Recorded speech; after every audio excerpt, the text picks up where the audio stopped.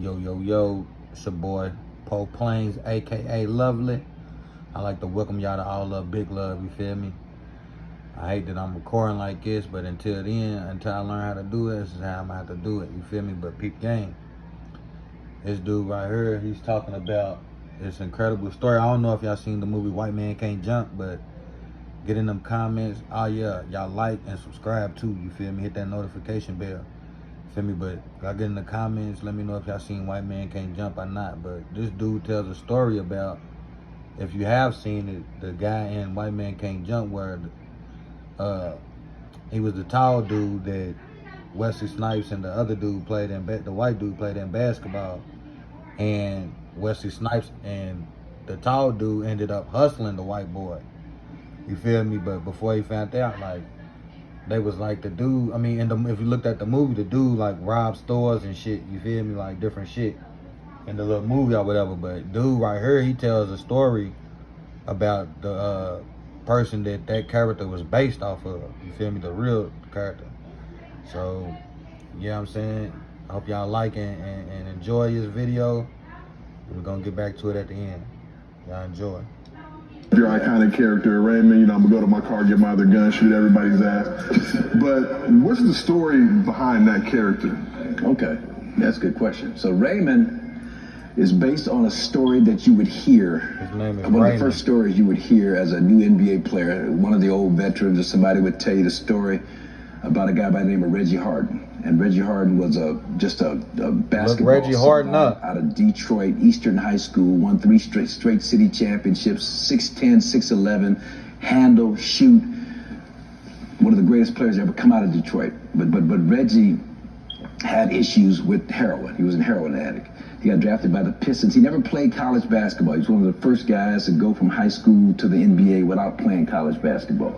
Had a chance to play for Tennessee, which is now Tennessee State, but Tennessee A&I back then, for a coach, Hal, I forget his last name, but he was one of the first guys drafted by the NBA. But he never played for him, and so he was a creature of the streets, east side of Detroit.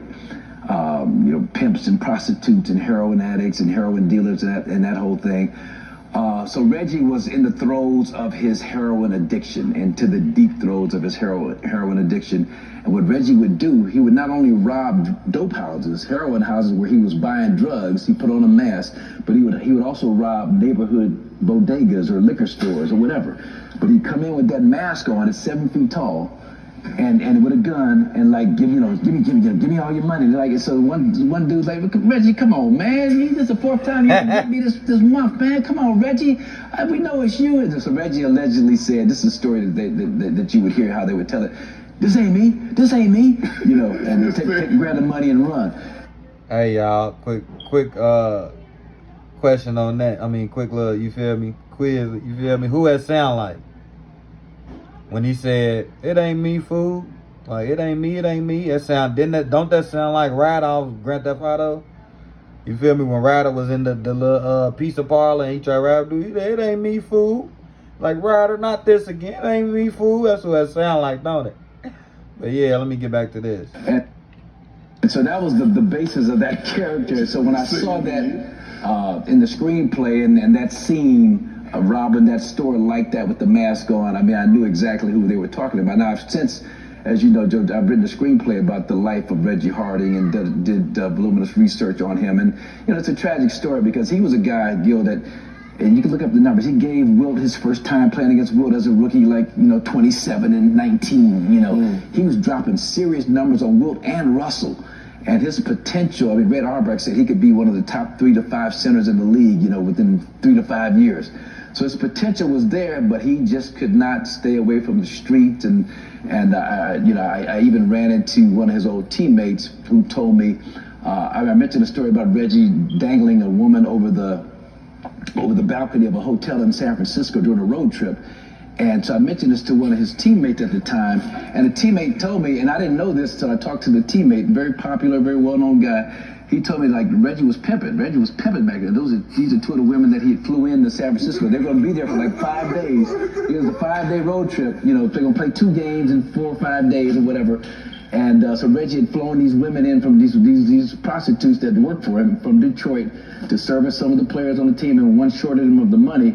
He dangled over the over the balcony like, you know, where's my money? Don't be trying to shortchange me. And they had to talk him down and all that stuff. So he was a character, and that's what that character White Men Can't Judge was based on. But it's a tragic story because he died at 30. He went to prison, Jackson State Prison in Detroit, for robbing dope houses and doing a bunch of crazy stuff, and robbing people on the street. But he went to prison and was coaching the team up there. It seemed like he was getting his life together. Got into a verbal altercation with a guy on the streets of Detroit, the east side.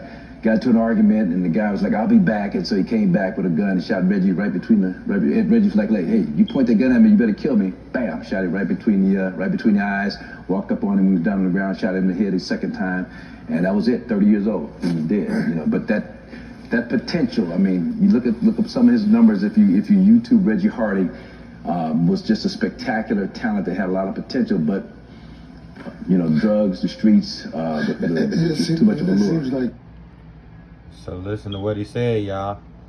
Y'all gotta learn y'all lesson off that. Like, a whole lot of kids out here that got potential and shit. Like, you know what I'm saying? They want to turn to the drugs. Like, they ain't got, for real, they need more guidance. Like, they need their parents. These parents need to start getting involved in their kids' life. Like, mentors. Like, the school need to get more involved. The community need to get more involved. Everybody need to get more involved in these kids, because the kids is the future. You feel me? So, my thing is, this is crazy because it's like, what's his name? I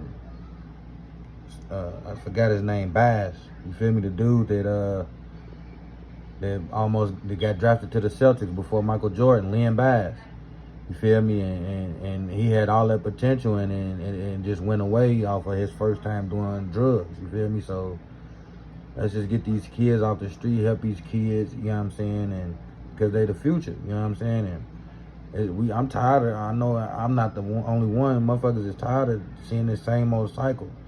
The same fucking vertical as and cycle that has been going around, the same shit. You feel me? And it's getting worse and worse. You feel me? So like, when are we gonna be able to live in a generation where everything's good? You feel me? Like, everything's straight. Like, people ain't got to really worry about nothing. You know what I'm saying? But anyways, go look up his name. His name is Reggie Harding. You know what I'm saying? Dude out of Detroit. Everybody from Detroit, get in them comments, man. Let me know if y'all know, if y'all heard or know Reggie Harding. Or anybody in his family. Rest in peace to him. They said he died, you know what I'm saying, because a dude walked up on him and shot him. You know what I'm saying? So, yeah, man. I'd like to thank y'all for rocking with me today. It's your boy, Poe Planez, a.k.a. Lovely. All love, big love, the show. And y'all stay godly out there. You feel me? And y'all be careful out there, man. It's your boy, Poe Peasy. And I'm out, my baby.